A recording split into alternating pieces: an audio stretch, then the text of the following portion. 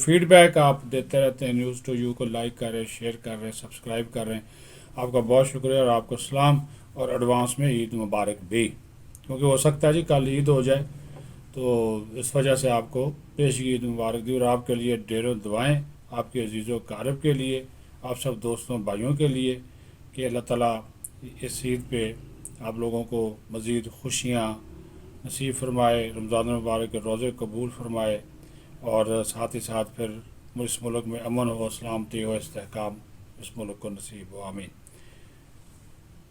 سابق صدر آصف زرداری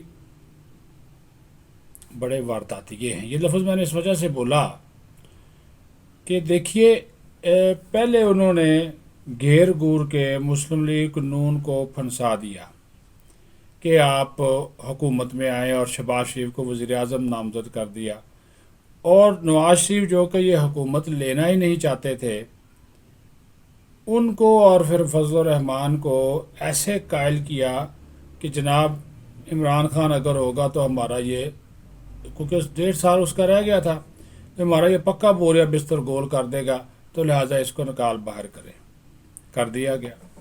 اسٹیبلشمنٹ ساتھ تھی، اسٹیبلشمنٹ سے مراد اس وقت جو آرمی چیف تھے جنرل قمر جاوید باجوہ وہ ساتھ تھے، وہ تو اب ساری کہانیاں کھل گئیں۔ اب جو ہے وہی سابق صدر آصف زرداری جو کہ حکومت کا پارٹ اینڈ پارسل ہیں، وہ جناب اپنی ہی حکومت کو مجبور کر رہے ہیں کہ وہ عمران خان کے ساتھ بیٹھے اور مذاکرات کرے اور ملک میں عام انتخابات ایک ہی دن کروانے کے حوالے سے اتفاق رائے پیدا کیا جائے۔ چیف جسٹس نے جو آج ریمارکس دیے، جو چیف جسٹس نے کل ریمارکس دیے، اس کا آصف زرداری نے خیر مقدم کیا۔ پھر انہوں نے ایک 3 رکنی مذاکراتی کمیٹی بنا دی جس میں یوسف رضا گیلانی، قمر زمان کیرا، فیصل کنڈی شامل تھے۔ تو وہ کمیٹی جو پی ڈی ایم میں شامل جماعتیں ہیں ان کے ساتھ وہ بات چیت کر رہی ہے، ابھی عمران خان کے ساتھ بات چیت نہیں کی، انہی لوگوں کے ساتھ کی۔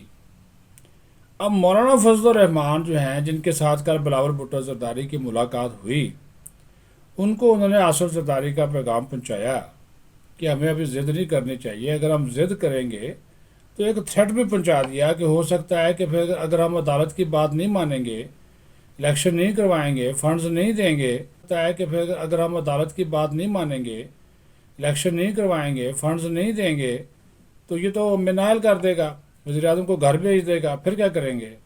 تو پھر 14 مئی کو الیکشن ہو جائیں گے، تو اس صورتحال میں کیا کیا جائے گا؟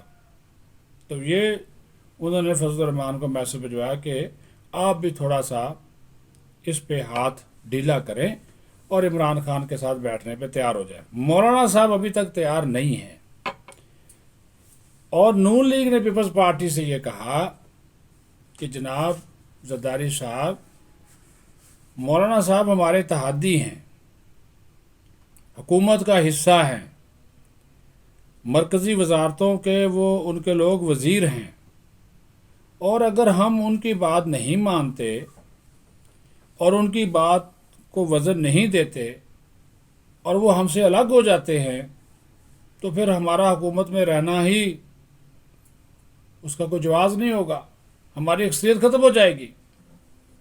فضل الرحمان کا یہ موقف ہے کہ اس عمران خان سے ساتھ مذاکرات کرنا وقت کا ضیاع ہے۔ مولانا نے کل بھی کہا کہ میں تو اس کو سیاستدان ہی نہیں مانتا، یہ جھوٹا، مکار، منتقم المزاج شخص ہے۔ تو انہوں نے بلاول صاحب سے کہا کہ آپ میرے گھر آئے ہیں، ساری بات آپ کی ٹھیک ہے، لیکن ہم ایک اجلاس بلائیں گے، پی ڈی ایم کا سربراہی اجلاس۔ Peoples Party P D M کا حصہ نہیں ہے، یہ یاد رکھیں، حکومت کا حصہ ہے، پی ڈی ایم کا حصہ نہیں ہے۔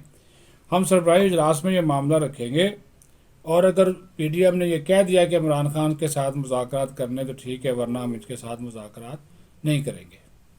اسی دوران سپریم کورٹ مذاکرات کی ذمہ داری خود اٹھاتی ہے، اور سیاسی جماعتوں کو کہا جاتا ہے کہ آپ آپس میں بیٹھیں اور کسی ایک ڈیٹ کے اوپر اتفاق رائے کر لیں کہ سارے ملک میں عام انتخابات ایک ہی دن ہو جائے۔ اگر آپ نہیں کرتے تو پھر ٹھیک ہے، پھر پنجاب میں جو 14 مئی کو الیکشن کروانے کا ہمارا فیصلہ ہے وہ برقرار ہے۔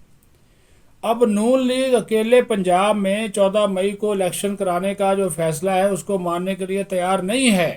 اسی وجہ سے نون لیگ نے ابھی تک کسی کو پارٹی ٹکٹ جاری نہیں کیا. کچھ افواہیں چلی کہ نون لیگ نے بائیکاٹ کر دیا ہے، تو عطا تارڑ نے فوراً بیان جاری کیا. انہوں نے کہا ہم نے بائیکاٹ نہیں کیا، ہمارے امیدواروں نے کاغذات نامزدگی جمع کروائے ہوئے ہیں، لیکن ایشو یہ ہے کہ ہم 14 مئی کو ہونے والے پنجاب کے انتخابات کو مانتے ہی نہیں. تو اس وجہ سے یہ کہہ دیا گیا کہ ہم بائیکاٹ کر رہے ہیں. ایسی وجہ ہم پورے ملک میں ایک ساتھ انتخابات چاہتے ہیں. تو جب یہ سچویشن ہوگی تو پھر آپ خود طریقے سے سمجھ سکتے ہیں کہ معاملات جو ہے وہ کس طرف جا رہے ہیں. کہ نون لیگ ایک طرف کھڑی ہے.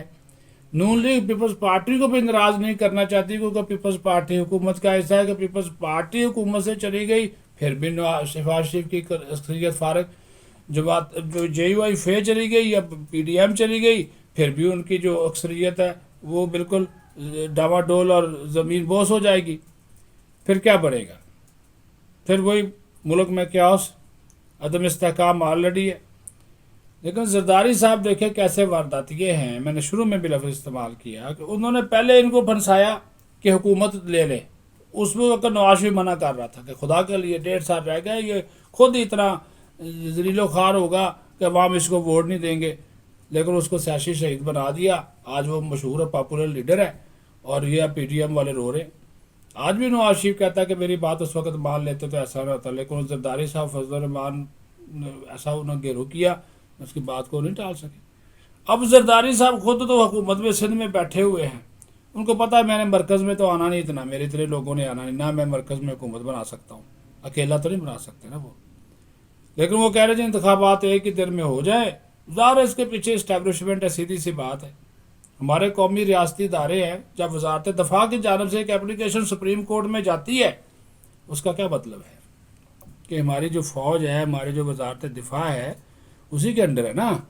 کاغذوں میں چلو یہ بات کاغذوں کی حد تک کہ چلو مان لیں آپ، تو وہ جب وہ کہہ رہی ہے کہ ایک ہی دن انتخاب ہو، خرچہ بھی کم ہوگا، سیکیورٹی بھی دینا ایشو نہیں ہوگا، تو پھر جو ہے ان چیزوں کو دیکھا جانا بہت زیادہ ضروری ہے.